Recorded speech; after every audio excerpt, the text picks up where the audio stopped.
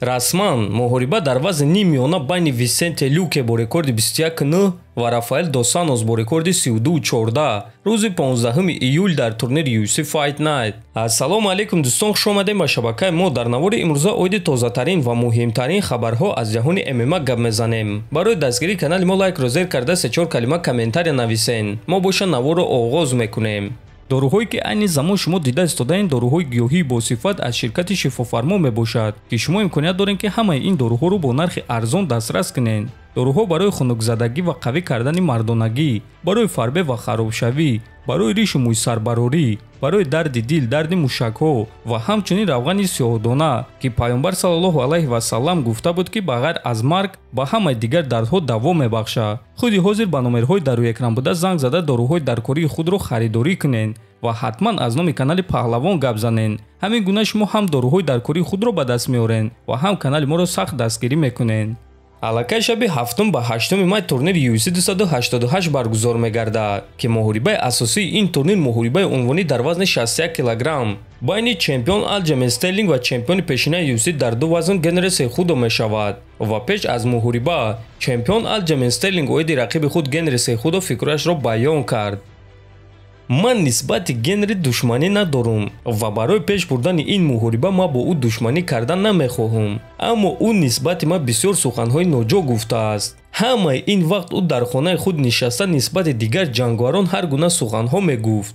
корҳое ки Ҳабиб Нурмагомедов карда буд, Сехудо ҳамон корҳоро карда истодааст. вақте ки Ҳабиб карьераи худро ба анҷом расонд, бисёр гап заданро оғоз кард ва суханрониҳои ӯ хоксорона ва боэҳтиромона набуд. ман намедонам ки Ҳабиб ҳамаи ин корҳоро қасдан кард ё ин ки худи ман нодуруст шунидум.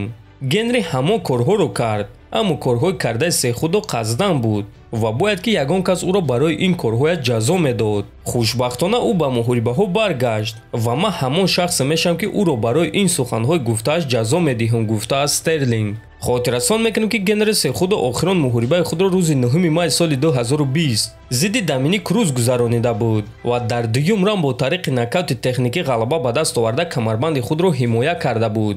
акнун расо баъди 3 сол ӯ боз ба октагон бармегарда ва кӯшиш мекунад ки камарбанди худро баргардонад. ногуфта намонад ки Генри Сехудо камарбандҳои худро дар муҳорибаҳо аз даст додагӣ набуд. ӯ карьераи худро ҳамчун чемпиони UFC дар ду вазн ба анҷом расонд ва камарбандҳои худро озод кард. ва акнун чӣ гуна ки мебинем ӯ камарбандҳои худро баргардондан мехоҳад. ба фикри шумо дӯстон, ӯ ин корро карда метавонад ё не? метавонем фикротонро дар комментария нависед. мо боша мегузарем ба дигар хабар.